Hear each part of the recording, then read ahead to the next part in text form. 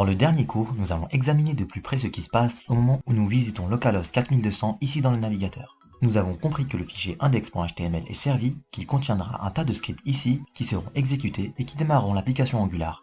L'application Angular reçoit les informations importantes qu'elle doit connaître, le component de l'application qu'elle doit analyser.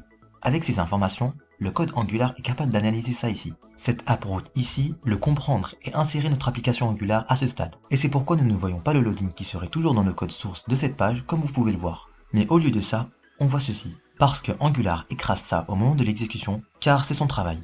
Maintenant que nous avons de plus près le processus de démarrage, regardons de plus près ce component et les add components en général.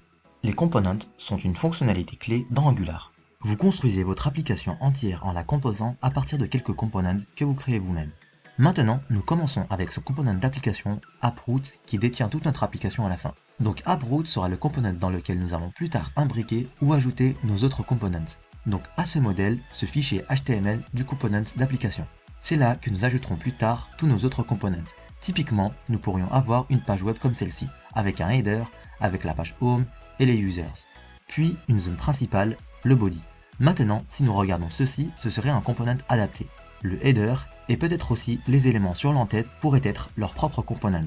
Vous le pourriez bien sûr, vous n'êtes pas obligé. Vous apprendrez tout au long du cours comment j'aborde la division d'une application en components séparés. Nous avons aussi notre zone principale et la barre latérale ici en tant que component et c'est l'idée centrale derrière Angular, construire des components.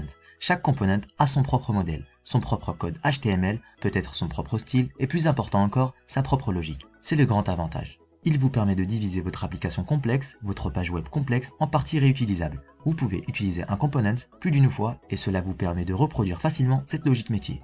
Répliquer ce style ou en général faire une pièce finement contrôlée dans votre application sans avoir à tout regrouper dans un seul fichier de script, un seul fichier HTML.